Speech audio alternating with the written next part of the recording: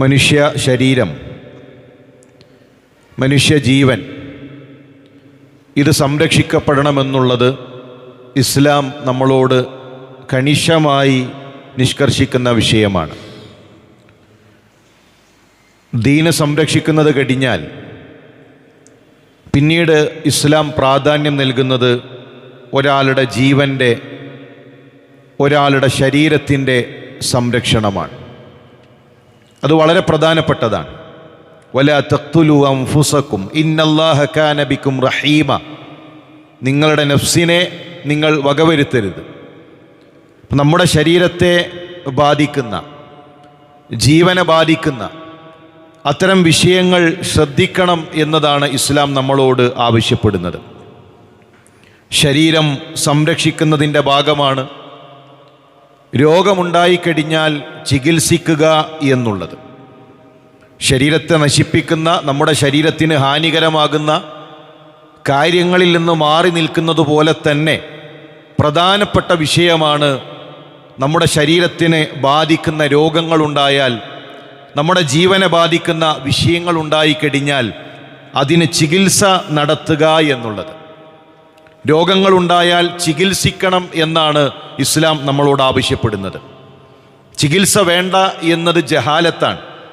റസൂലുള്ളാഹി സ്വല്ലല്ലാഹു അലൈഹി വസല്ലം തങ്ങൾ പറഞ്ഞു, യാ ഇബാദല്ലാഹ് തദാവൗ, അള്ളാഹുവിൻ്റെ അടിമകളെ നിങ്ങൾ ചികിത്സിക്കുക. ഇപ്പോൾ രോഗങ്ങളുണ്ടാകും, രോഗമെന്ന ഒരു സംഗതി തന്നെ ഇല്ല എന്ന പ്രചരണം ശരിയല്ല. രോഗങ്ങളുണ്ട്, രോഗത്തിന് ചികിത്സയുമുണ്ട്. ഫഇന്നല്ലാഹ സുബ്ഹാനഹു ലം യളഅ ദാഅൻ ഇല്ലാ വളഅ മഅഹു ശിഫാഅൻ ഇല്ലൽ ഹറം. അള്ളാഹു ഇവിടെ രോഗങ്ങൾ നിശ്ചയിച്ചിട്ടുണ്ട്. ആ രോഗങ്ങൾക്ക് ശിഫയും ഇവിടെയുണ്ട്. ഒരിക്കലും ആ ശിഫയെ, രോഗങ്ങൾക്കുള്ള പരിഹാരങ്ങളെ തടഞ്ഞു വെക്കുന്ന രീതി ശരിയല്ല. അപ്പോൾ ഇസ്ലാം പറയുന്നത് ചികിത്സിക്കാനാണ്, ചികിത്സ നടത്തണം. ചികിത്സയുമായി ബന്ധപ്പെട്ടുകൊണ്ട് ഒരുപാട് അന്ധവിശ്വാസങ്ങൾ, ചില അബദ്ധമായ ധാരണകൾ ഇന്ന് നിലനിൽക്കുന്നുണ്ട്. അതിലേറ്റവും ഗൗരവമുള്ളൊരു വിഷയമാണ് പല ആളുകളും ചികിത്സ അറിയാത്ത മുറിവൈദ്യന്മാരുടെ അരികിലേക്കാണ് കടന്നു ചെല്ലുന്നത്. മുറിവൈദ്യന്മാരാണ് ചികിത്സകരായി കടന്നു വരുന്നത്. ആ വിഷയത്തിൽ അറിവില്ലാത്ത, ചികിത്സയുമായി ബന്ധപ്പെട്ട് പഠിക്കാത്ത, മനുഷ്യ ശരീരങ്ങളെക്കുറിച്ചറിയാത്ത, രോഗങ്ങളെക്കുറിച്ചറിയാത്ത അത്തരം മുറിവൈദ്യന്മാർ ചികിത്സകരായി കടന്നു വരികയും അവരുടെ അരികിലേക്ക് ആളുകൾ ചെല്ലുകയും ചെയ്യുന്ന സാഹചര്യമുണ്ട്. റസൂലുള്ളാഹി സ്വല്ലല്ലാഹു അലൈഹി വസല്ലം തങ്ങൾ പഠിപ്പിച്ചു, മൻ തതബ്ബബ വലാ യുഅലമു മിൻഹു തിബ്. ചികിത്സയറിയാത്ത ഒരാളുടെ അരികിൽ ചെന്ന് അയാൾ ചികിത്സ നിർവഹിക്കുകയാണെങ്കിൽ, ചികിത്സയുടെ വിഷയം തിബ്ബറിയാത്ത, അത് പഠിക്കാത്ത ഒരു വ്യക്തി അവൻ ചികിത്സ നടത്തുന്നു, അതിലൂടെ വല്ല അപകടവും സംഭവിച്ചു കഴിഞ്ഞാൽ ഫഹുവ ളാമിനുൻ, ഒരു ജീവൻ നഷ്ടപ്പെട്ടു കഴിഞ്ഞാൽ അതിനുള്ള പ്രതിക്രിയ, അതിനുള്ള നഷ്ടപരിഹാരം ആ ചികിത്സ നിർവഹിച്ചവൻ നൽകേണ്ടി വരും. എന്തെങ്കിലും അപകടമുണ്ടായിക്കഴിഞ്ഞാൽ ചികിത്സയെക്കുറിച്ചറിയാതെ ആ ചികിത്സ നടത്തിയ വ്യക്തി അതിന് പരിഹാരം നൽകണം, അതിന് നഷ്ടപരിഹാരം നൽകണം. അപ്പോൾ ചികിത്സ അറിയാതെ ചികിത്സിക്കാൻ നിൽക്കരുത്. ഇന്ന് പലപ്പോഴും ഒരു 3 മാസത്തെ കോഴ്സ് കഴിഞ്ഞ്, 6 മാസത്തെ കോഴ്സ് കഴിഞ്ഞ് അവർ ഡോക്ടർമാരായി സമൂഹത്തിലേക്ക് വരികയാണ്. അവരാണ് ചികിത്സ നടത്തുന്നത്. മരുന്നുകളെക്കുറിച്ചറിയില്ല, മനുഷ്യ ശരീരത്തെക്കുറിച്ചറിയില്ല, പ്രത്യേകിച്ച് അങ്ങനെയുള്ള വിഷയങ്ങളിലൊന്നും അറിവില്ലാതെ അവർ സമൂഹത്തിൽ പറഞ്ഞുകൊണ്ടിരിക്കുകയാണ് രോഗങ്ങളില്ല, ഷുഗർ എന്നൊരു സംവിധാനം തന്നെ ഇല്ല, മരുന്നുകൾ കഴിക്കേണ്ടതില്ല, മരുന്ന് കഴിച്ചു കഴിഞ്ഞാൽ നിങ്ങളുടെ കിഡ്നി പോകും, നിങ്ങളുടെ ഹൃദയം പോകും, അതുപോകും എന്ന് പറഞ്ഞ് സമൂഹത്തിൽ പ്രചരിച്ചുകൊണ്ടേയിരിക്കുന്നു. എന്നാൽ എന്താണ് മരുന്നുകൾ, എങ്ങനെയാണത് ഉണ്ടായി വരുന്നത്, അത്തരം വിഷയങ്ങളെക്കുറിച്ച് ഒന്നും അറിയാത്ത ആളുകൾ അവരാണ് പറഞ്ഞുകൊണ്ടിരിക്കുന്നത്. ലാബിൻ്റെ ആവശ്യമില്ല, ഹോസ്പിറ്റലുകളുടെ ആവശ്യമില്ല, അതുപോലെ തന്നെ എക്സ്റേയുടെ ആവശ്യമില്ല, ലാബ് അത് നഷ്ടമാണ്, സ്കാനിങ്ങിൻ്റെ ആവശ്യമില്ല. ഇതെല്ലാം ഒരു പ്രചരണമായി കൊണ്ട് നടത്തിക്കൊണ്ടിരിക്കുകയാണ്. നമ്മൾ മനസ്സിലാക്കേണ്ടത്, ആരെങ്കിലും അങ്ങനെ അത്തരത്തിൽ ആ വിഷയത്തിൽ അറിവില്ലാതെ, ആ വിഷയത്തിൽ പഠിക്കാതെ സംസാരിക്കുന്ന രീതി ശരിയല്ല. പലപ്പോഴും വാട്സപ്പ് യൂണിവേഴ്സിറ്റികളിൽ നിന്ന് കിട്ടുന്നതാണ് ആളുകൾ മരുന്നായി കാണുന്നത്. വാട്സപ്പിലൂടെ വരുന്ന മെസ്സേജുകൾ, അതിനനുസരിച്ചുകൊണ്ടാണ് അത് വായിച്ചുകൊണ്ട് ചികിത്സ പറയുന്ന രൂപത്തിലേക്ക് ആളുകൾ മാറുന്നു. അതുപോലെ തന്നെ പ്രധാനപ്പെട്ടതാണ് ഹറാമുകൾ കൊണ്ട് ചികിത്സിക്കരുത്. ഹറാമിൽ അല്ലാഹു ശമനം വെച്ചിട്ടില്ല. ഹറാമിലൂടെയുള്ള ചികിത്സാ രീതി ഇസ്ലാം അനുവദിക്കുന്നുമില്ല. അതുപോലെ തന്നെ ശിർക്കൻ ചികിത്സകൾ ഇസ്ലാം ശക്തമായി കൊണ്ട് തീർക്കുന്നു. ഒരു കാരണവശാലും ഏതെങ്കിലും ഷിർക്കിൻ്റെ ചികിത്സാ രീതികളിലേക്ക് പോകുന്നത് ശരിയല്ല. പലപ്പോഴും ഇന്ന് ഒരു രോഗം വന്നു കഴിഞ്ഞാൽ ചരട് കെട്ടുന്ന, ഏലസ് കെട്ടുന്ന, തകിട് കെട്ടുന്ന, ഉസ്താദിൻ്റെ അരികിൽ ചെന്ന് വെള്ളത്തിൽ ഊതി മന്ത്രിച്ച് ആ വെള്ളം കുടിക്കുന്ന അത്തരം അവസ്ഥയിലേക്ക് പോകുന്നു. റസൂലുള്ളാഹി സ്വല്ലല്ലാഹു അലൈഹി വസല്ലം തങ്ങൾ പറഞ്ഞു, മൻ അല്ലഖ തമീമ ഫഖദ് അശ്റക. ആരെങ്കിലും ഏലസ് കെട്ടിക്കഴിഞ്ഞാൽ അവൻ ശിർക്ക് ചെയ്തു. ഏലസ് കെട്ടിയാൽ അതൊരു ചികിത്സയായി ഇസ്ലാം പഠിപ്പിച്ചിട്ടില്ല. ഒരു ചരട് കൊണ്ട്, ഒരു ഏലസ് കൊണ്ട് രോഗത്തെ തടുക്കാൻ കഴിയുമെന്ന് വിശ്വസിച്ചാൽ അത് ശിർക്കാണ്. പ്രവാചകന്റെ അരികിലേക്ക് 10 പേര് കടന്നു വരികയാണ്. 9 പേർക്ക് റസൂലുള്ളാഹി സ്വല്ലല്ലാഹു അലൈഹി വസല്ലം തങ്ങൾ ബൈഅത്ത് ചെയ്തു. ഒരു വ്യക്തിയെ മാറ്റി നിർത്തി. സ്വഹാബത്ത് ചോദിച്ചു, അല്ലാഹുവിൻ്റെ റസൂലേ, 9 പേർക്ക് ബൈഅത്ത് ചെയ്തല്ലോ, എന്തിനാണ് ആ വ്യക്തിയെ മാറ്റി നിർത്തിയത് എന്ന് ചോദിക്കുമ്പോൾ റസൂലുള്ളാഹിയുടെ മറുപടി, അവൻ്റെ ശരീരത്തിൽ തമീമത്തുണ്ട്, അവൻ്റെ ശരീരത്തിൽ ഏലസുണ്ട്. അല്ലാഹുവിൻ്റെ റസൂലുള്ളാഹിയുടെ കൈകൾ കൊണ്ട് ആ ചരട് പൊട്ടിച്ചു വലിച്ചെറിഞ്ഞു. പ്രിയമുള്ളവരെ, നമുക്കൊരു രോഗമുണ്ടായാൽ, നമ്മുടെ മക്കൾക്കൊരു രോഗമുണ്ടായാൽ ഏതെങ്കിലും ചരട് കൊണ്ടോ ഏതെങ്കിലും ഏലസ് കൊണ്ടോ അങ്ങനെയുള്ള ഏതെങ്കിലും ശിർക്കിൻ്റെ ചടങ്ങുകൾ കൊണ്ട് അതിൽ ശമനം കണ്ടെത്താൻ കഴിയും എന്ന വിശ്വാസം അത് ശിർക്കാണ്. പ്രസവ സമയത്ത് അതുപോലെ ധാരാളം ശിർക്കൻ ആചാരങ്ങൾ നമ്മുടെ നാട്ടിൽ നമുക്ക് കാണാൻ കഴിയും. ഹോസ്പിറ്റലിൽ പോയി കഴിഞ്ഞാൽ അവിടെ മന്ത്രിച്ചു കൊണ്ടുള്ള വെള്ളം കൊണ്ടുവരുന്നു, ഉസ്താദ് ഊതിയ ചരട് കൊണ്ടുവരുന്നു. ചില ആളുകൾ നഫീസത്തുമാല, നഫീസത്തുൽ മിസ്രിയയുടെ നഫീസത്തുമാല പാടിക്കൊണ്ടേയിരിക്കുകയാണ്. മുസ്ലിം സമൂഹത്തിൻ്റെ വിശ്വാസം 120 ബൈത്തുകളുള്ള ആ നഫീസത്തുമാല അത് പാടുകയാണ് എങ്കിൽ അത് പാടിത്തീരുന്നതിന് മുമ്പ് പ്രസവം നടക്കുമെന്നാണ്. അവിടെ പാടിക്കൊണ്ടിരിക്കുന്നത്, വഹസ്സിൽ മുറാദന വഖ്ലി ഹാജാതന ബിഹഖി സയ്യിദത്തിന നഫീസത്തുൽ മിസ്രിയ എന്ന അവരുടെ പേര് വെച്ചുകൊണ്ട് അവരെ പറ്റിയുള്ള മുസ്ലിം സമൂഹത്തിൻ്റെ വിശ്വാസം എന്താണ്? ലോകം മുഴുവൻ അവരുടെ കൈകളിലാണ് എന്നാണ്. അവരാണ് ലോകം മുഴുവൻ നിയന്ത്രിക്കുന്നത് എന്നാണ്. എന്നിട്ട് അവരുടെ ബൈത്ത് പാടിക്കൊണ്ട് അവരോട് അവരുടെ ഹക്ക് ബറക്കത്തുകൾ ചോദിച്ചുകൊണ്ട് പ്രസവത്തിൻ്റെ എളുപ്പത്തിന് വേണ്ടി നഫീസത്തുമാല പാടുന്ന സാഹചര്യങ്ങൾ കാണാൻ കഴിയും. പ്രിയമുള്ളവരെ, ഇതൊന്നും ഇസ്ലാം പഠിപ്പിച്ചതല്ല. ഇസ്ലാം പറയുന്നത് ചികിത്സിക്കണം, അനുവദനീയമായ ചികിത്സാ രീതികൾ സ്വീകരിക്കണം. അല്ലാതെ ചികിത്സിക്കാതെ അത് പനിച്ചു തീരട്ടെ. എന്നിട്ട് ചെറിയ കുട്ടികൾ അവർ പനി കൊണ്ട് പ്രയാസപ്പെടുമ്പോൾ പോലും ഹോസ്പിറ്റലിലേക്കൊന്നു പോകാതെ അല്ലെങ്കിൽ മറ്റു ചികിത്സാ രീതികൾ സ്വീകരിക്കാതെ ആ കുട്ടികളെ പ്രയാസപ്പെടുത്തുന്നവരുണ്ട്. എല്ലാ പനിയും ഒരുപോലെയാണോ? എല്ലാ പനികളും ഒരുപോലെയാണോ? അപകടങ്ങളായിട്ടുള്ള പനികളുണ്ട്, രോഗങ്ങളുണ്ട്. മുറി, അതിന് മരുന്ന് കെട്ടേണ്ടതില്ല, അത് ഉണങ്ങിത്തീരും. അള്ളാഹു പ്രകൃതിയിൽ വെച്ചിട്ടുള്ള സംവിധാനങ്ങളുണ്ട്. അതുകൊണ്ട് തന്നെ നമ്മൾ ഇനി പുറത്തു നിന്നൊരു ചികിത്സ തേടേണ്ടതില്ല എന്ന് പറയുമ്പോൾ ആ ചികിത്സ നേടിയ സലഫുകൾ അത് മനസ്സിലാക്കിയില്ലേ? ഉമർ ഖത്താബ് റളിയല്ലാഹു തആലയുടെ ശരീരത്തിൽ കുത്തേറ്റു.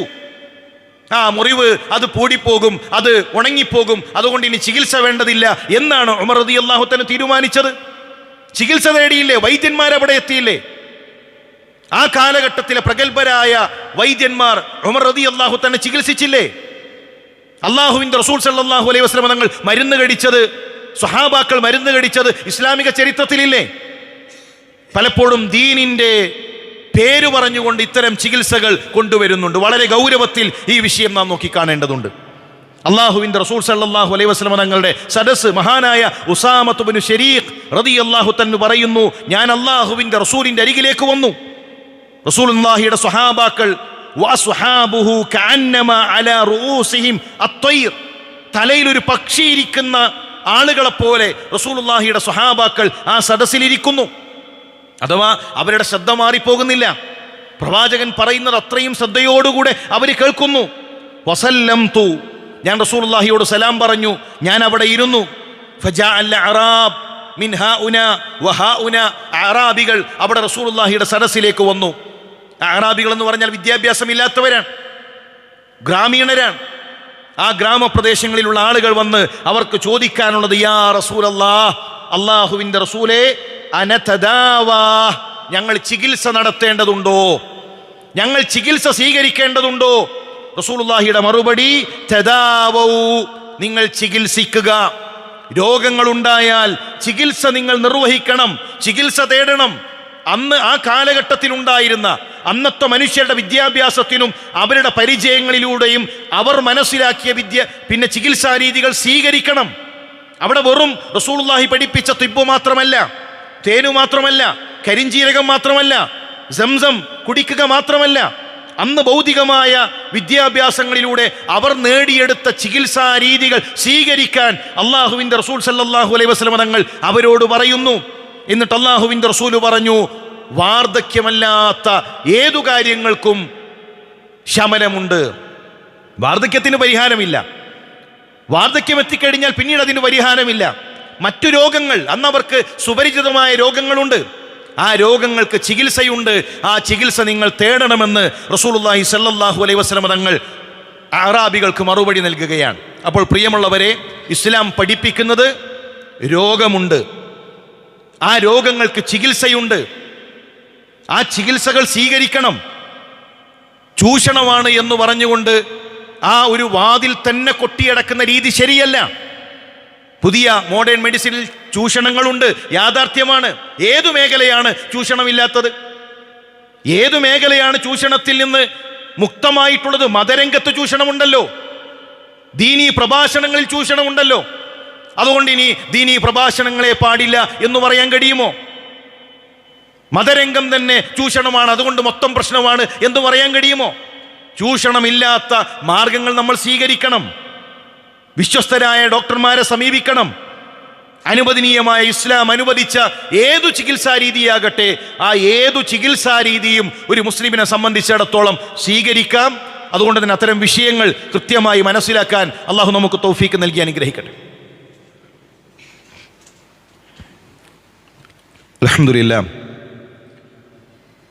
അൽഹംദുലില്ലാഹി റബ്ബിൽ ആലമീൻ, വസ്സലാത്തു വസ്സലാമു അലാ റസൂലില്ലാഹ് വഅലാ ആലിഹി വസഹ്ബിഹി അജ്മഈൻ, അമ്മാ ബഅദ്. അള്ളാഹുവിനെ സൂക്ഷിച്ച് അവനെ വഴിപ്പെട്ട് ജീവിക്കണമെന്ന് ഉണർത്തുകയാണ്, വസിയത്ത് ചെയ്യുകയാണ്. ഇതുമായി ബന്ധപ്പെട്ട് മനസ്സിലാക്കേണ്ട മറ്റൊരു വിഷയമാണ്, ഇന്ന് പ്രസവം അത് വീട്ടിൽ വെച്ചാക്കണം എന്നത് ഒരു ആദർശമായി പ്രചരിപ്പിച്ചുകൊണ്ടിരിക്കുന്നുണ്ട്. ഹോസ്പിറ്റലിൽ നിന്ന് പ്രസവിക്കുന്നത് അതെന്തോ ഒരു മോശം, അവർ ചൂഷണത്തിൻ്റെ വക്താക്കളാണ്, അവരൊക്കെ ചൂഷണം ചെയ്യപ്പെട്ടവരാണ്.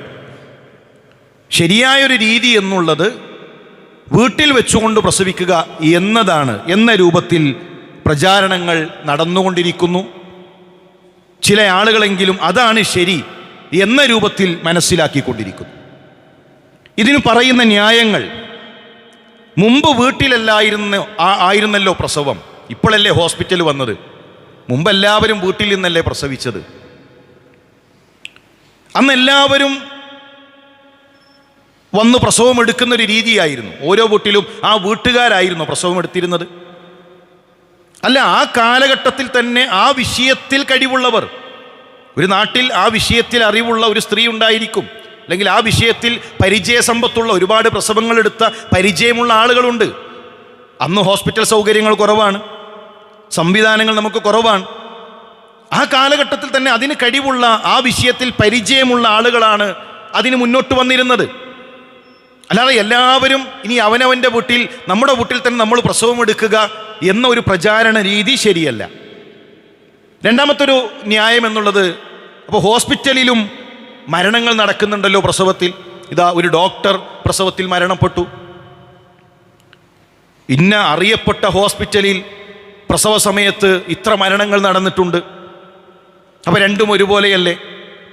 നമ്മളൊരാളോട് പറയാണ് ബൈക്ക് ഓടിക്കുമ്പോൾ ഹെൽമറ്റ് ധരിക്കണം, അപ്പോൾ അയാൾ തിരിച്ചു പറയണത് ഇന്ന ആൾ ഹെൽമറ്റ് ധരിച്ചിട്ടോ ആക്സിഡൻ്റായി മരിച്ചല്ലോ. കാറ് നിങ്ങൾ ഡ്രൈവ് ചെയ്യുമ്പോൾ സീറ്റ് ബെൽറ്റ് ധരിക്കണം, അത് നിങ്ങൾക്ക് സുരക്ഷയാണ്. അതൊന്നുമില്ല. കാരണം എൻ്റെ പരിചയത്തിൽ ഒരാൾ സീറ്റ് ബെൽറ്റ് ധരിച്ചിട്ടും അയാൾ അപകടത്തിൽ മരണപ്പെട്ടു. മദ്യപിച്ചുകൊണ്ട് വാഹനം ഓടിച്ചാൽ അപകടമുണ്ടാകുമെന്ന് പറഞ്ഞാൽ എത്ര ആളുകൾ മദ്യപിക്കാതെ ആക്സിഡൻ്റായി മരണപ്പെട്ടിട്ടുണ്ട് എന്ന് പറഞ്ഞാലോ? ഏതിലാണ് സുരക്ഷിതത്വമുള്ളത്?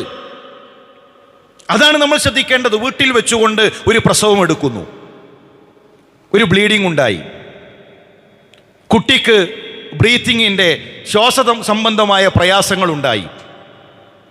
എന്താണ് ആ വീട്ടിൽ അവിടെയുള്ള പരിഹാരം? ആ പ്രസവം എടുക്കുന്ന ഒരാളെ സംബന്ധിച്ചിടത്തോളം അവരുടെ മുന്നിലുള്ള പരിഹാരം എന്താണ്? ഒരുപാട് പ്രസവങ്ങൾ ഒരുപക്ഷെ പ്രയാസങ്ങളില്ലാതെ തീരും, അതൊരു വലിയ രോഗമൊന്നുമല്ല. പക്ഷെ നമ്മൾ സ്വീകരിക്കേണ്ട മുൻകരുതലുകളുണ്ടല്ലോ. ഹോസ്പിറ്റലിലാണെങ്കിൽ അവിടെ ഇനി അതിനുള്ള പരിഹാരങ്ങളില്ല എങ്കിൽ ആംബുലൻസ് സംവിധാനങ്ങളുണ്ട്, പരിചയസമ്പത്തുള്ള ഡോക്ടറുണ്ട്, മറ്റു മെഡിക്കൽ സംവിധാനങ്ങൾ അവിടെയുണ്ട്. ഒരു സുരക്ഷിതം എന്നുള്ളത് അത് വളരെ പ്രധാനപ്പെട്ടതാണ്. സുരക്ഷിതത്വം ഉറപ്പുവരുത്തുക.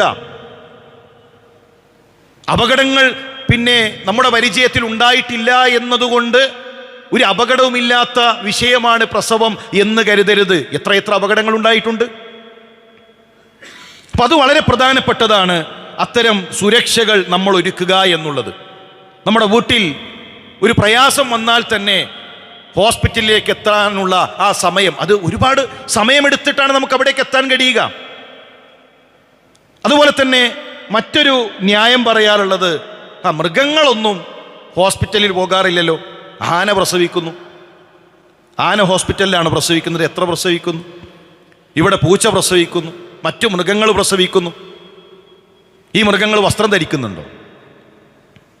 ഈ മൃഗങ്ങൾ വിദ്യാഭ്യാസ സ്ഥാപനങ്ങളിൽ പോകുന്നുണ്ടോ? അപ്പോൾ മറ്റു മൃഗങ്ങളുടെ അതുപോലെയാണോ മനുഷ്യൻ?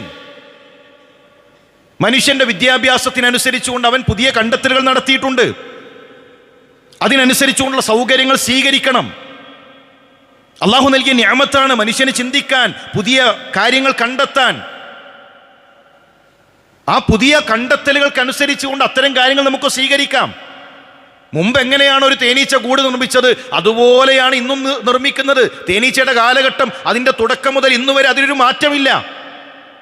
മനുഷ്യൻ്റെ കൂടോ എത്ര മാറ്റങ്ങൾ വന്നു, സാങ്കേതിക വിദ്യകളിൽ എത്ര മാറ്റങ്ങൾ വന്നു. മനുഷ്യൻ്റെ പഠനത്തിനനുസരിച്ചുകൊണ്ട്, അവൻ്റെ കണ്ടെത്തലുകൾക്കനുസരിച്ചുകൊണ്ട് പുതിയ സൗകര്യങ്ങൾ, പുതിയ കാര്യങ്ങൾ അവർക്ക് സ്വീകരിക്കാം. അത് ഇസ്ലാം അനുവദിച്ചതാണ്.